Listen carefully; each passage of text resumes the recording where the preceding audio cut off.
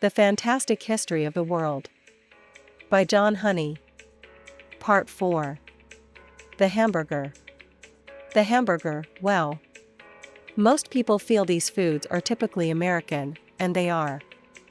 Yet, for some of them, their origin goes deep into the annals of history. Take the hamburger for instance. You might think McDonald's invented it. Others would argue that perhaps it was In-N-Out or Whataburger. It depends on geography. It becomes territorial. In order to find the origin of the hamburger, you have to soar all the way back to the 12th and 13th centuries with Genghis Khan and the Mongols. The Mongols lived practically glued to their horses. Sometimes they mounted for days on end.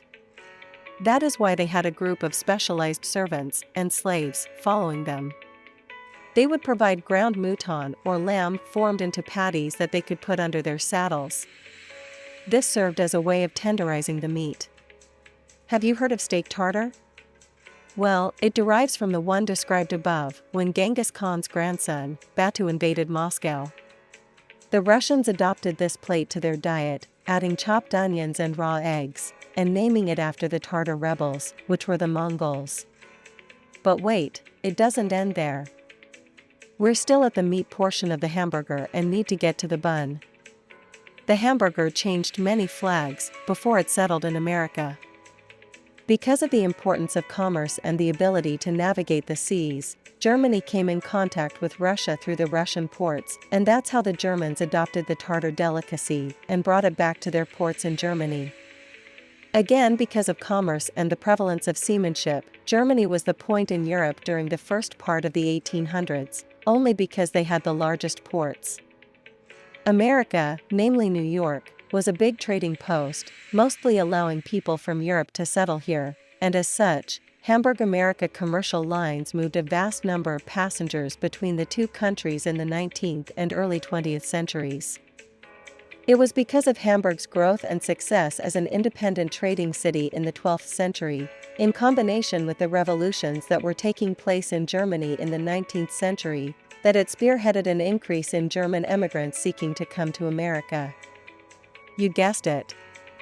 They brought with them the Hamburg steak. This cooked chopped patty was popular in port areas, particularly where German sailors sojourned. Later it was the Jewish immigrants in America who used fresh meat and added soaked bread crumbs and chopped onions to the mix, maybe to feed an extra mouth or two. It could be for the flavor too. In the second half of the 19th century and early 1900s, the hamburger steak had become as American as the immigrants that brought it. It was at the beginning of the 20th century that it began to be ground and the extraordinary transformation to the American hamburger that we know today took place. Many places claim the birthplace of the actual hamburger. Some contestants are Texas, New York, Ohio, Connecticut, and Wisconsin.